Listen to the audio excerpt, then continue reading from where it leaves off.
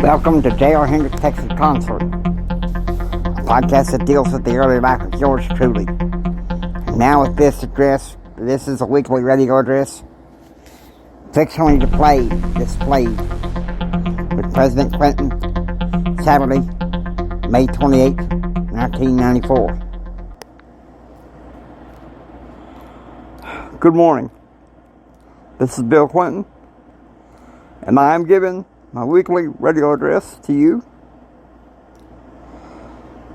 This week I want to talk about some of the challenges that's going on with the American people.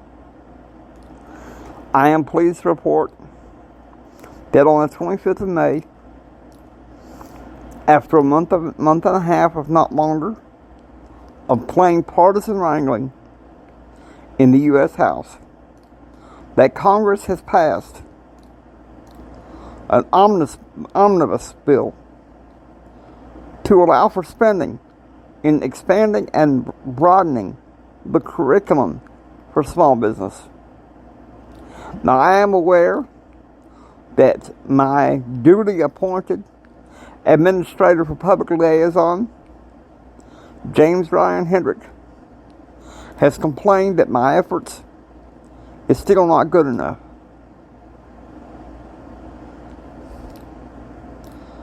My friends, he is not with clean hands. I'll be meeting with him on June 21st to get the details of what he sees is going on in the SBA here in Washington. But I do know some things based on talking to Kirk Leonard, the host of the Saturday Night Special. He has told me that in 1989, after attending graduation of a distant cousin from Reese Pep School, he went up with a boy to Washington, D.C. and met with Bush relative James Bush, son of Constantine Bush Sr., and together, they made a deal for a partnership for a Patriot beer, with Hendrick having a 61% share, and the Bushes only 29%, with the rest of the shares split within the American public. That is dirty dealings. And while I understand a university from his home state, Texas Tech University, has given his honorary degree, it's no doubt he has given this country and the state of Texas distinguished service. But this one thing I must say, and this one thing I must see, to tell you the truth. Hendrick was an avid Bush supporter in 1988 and turned around with big surprise. He supported me in 1992 because of some of my economic packages. But here's the problem. He's criticizing some of the provisions of NAFTA that he doesn't support. I've seen editorials this spring that he does not support a provision in my crime bill which bans assault weapons. In that, I have a bone to pick with him, because it has nothing to do with why I agreed to send him to Washington. I have corrected him about that. I listened to his speech. America's promise. And I will reserve judgment on that now. But I have watched his press conference. I thank goodness that he has praised me and Small Business Administrator Erskine Bowles for giving the support of broadening curriculum for small business. Saying he knows that it's the lifeblood of the economy. But his support of trickle-down economics is not going to help this America. It's not effective.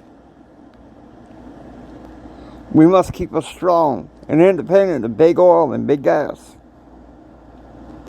We must fight for better cars with low emissions to protect the environment, while at the same time creating jobs. I am glad that he is, at least for the most part, except for NAFTA, he has not criticized my foreign policy. He shies away from that debate. But where he hits the most is the economy. And I want to tell you, he's not immune. I have seen the BBS for the Saturday Night Special. And Kurt and his 6 researchers have found this to be a problem with Hendrick. And to that extent, I want to tell you this. No doubt, Washington is broken.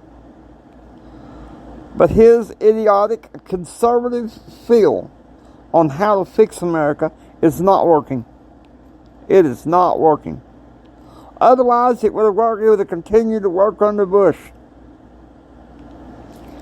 We had a decade of 12 years of excess, fraud, and greed. And it is time to correct the wrongs to help the little man in small business and employment. That's why I made the provisions that I have. Taxing the gasoline. Raising income taxes and cutting spending.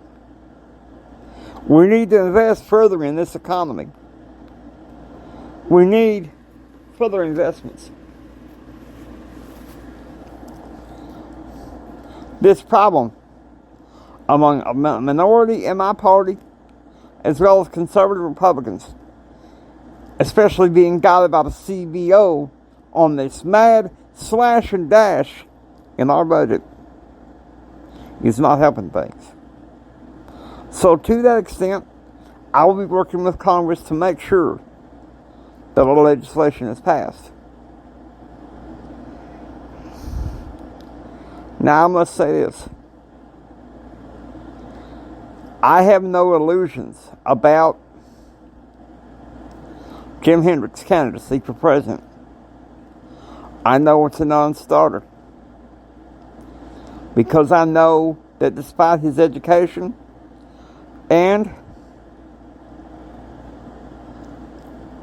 the 4 years that he's done of public service, he is not qualified to be the President of the United States. He is not qualified. No doubt Americans are still living beneath their privileges. People struggling to keep food on the table and pay the bills. That's why I'm making these programs, like the Earned Income Tax Credit. We are putting people first instead of the special interest. I grow tired of the corporate special interest always coming to me and my associates, my people, with their hands held out. And Jim Hendrick, the oil man, is no exception. So needless to say, we are grateful the fact we passed this legislation. But we must say, we must do more, and we will do more. Thank you. Hope you enjoy listening to the J.R. Hendrick Texan tonight. If you like what you hear, please subscribe, become a part of the adventure. It's J.R. Hendrick saying until next time, take care and get ready for the rest of the story.